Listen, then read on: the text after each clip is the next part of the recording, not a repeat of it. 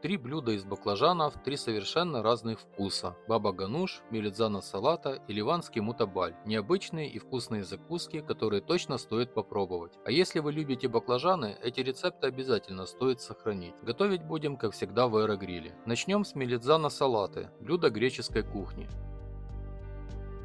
Баклажаны прокалите ножом или вилкой и запекайте вместе со сладким перцем. В середине приготовления не забудьте перевернуть овощи. Пока овощи запекаются, мелко нарежьте лук, небольшими кубиками помидоры, а также петрушку и сыр. У меня сегодня брынза. Ну вот, овощи приготовились. Из баклажанов достаем мякоть и выкладываем ее на сито или в дуршлаг, чтобы стекла лишняя жидкость. Перец очищаем от кожицы и семян и нарезаем небольшими кубиками. Мякоть баклажанов тоже мелко нарезаем или рубим ножом.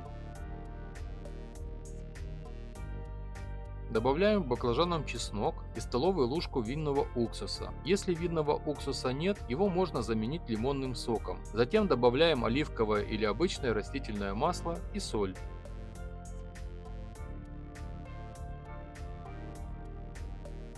Соединяем все подготовленные ингредиенты и хорошо перемешиваем. Вот и готова наша мелитзана салата. Этот замечательный салат особенно хорошо сочетается со свежим багетом. У меня сегодня из гречневой муки.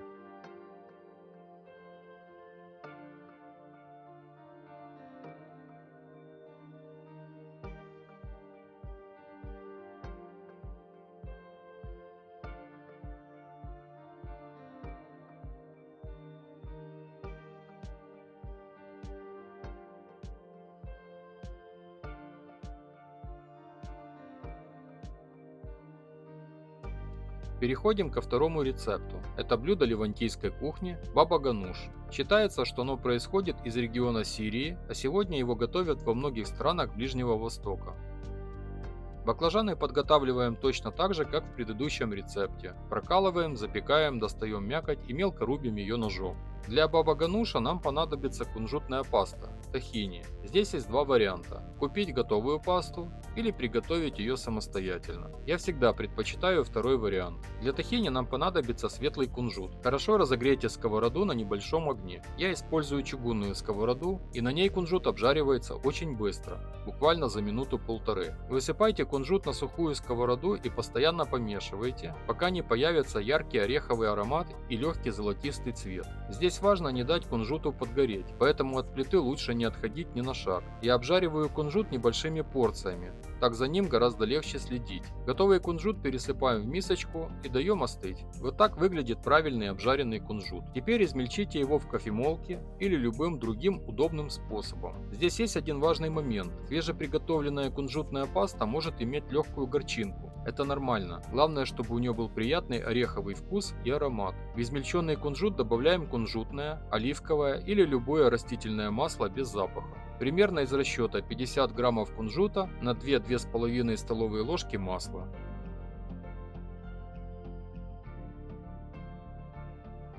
Тахини готово. Теперь займемся баклажанами. Добавляем столовую ложку оливкового масла, мелко нарезанную петрушку, чеснок, пропущенный через пресс, соль и кумин, зиру. Я использую цельные семена, а не молотую зиру. Осталось подготовить тахини для баба гануша. 50 граммов тахини, это примерно 2 столовые ложки, добавляем немного соли и столовую ложку лимонного сока. Перемешиваем. Затем вливаем 2 столовые ложки ледяной воды и хорошо все перемешиваем. Обратите внимание, как паста начинает светлеть и одновременно немного загустевает. Тахини готово. Перекладываем ее к баклажанам и хорошо перемешиваем. И вот наш баба-гануш готов. Для подачи сделаем в центре небольшое углубление ложкой, польем оливковым маслом, присыпем копченой паприкой и украсим кунжутом.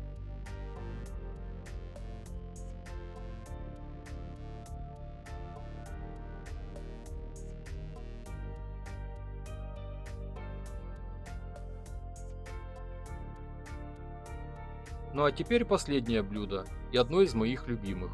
Мутабаль – традиционная закуска ливанской кухни. Здесь все будет немного проще. Баклажаны подготавливаем точно так же, как в предыдущих рецептах. Но на этот раз их уже не нужно рубить ножом. Тахини готовим по той же схеме, что и для баба-гануша.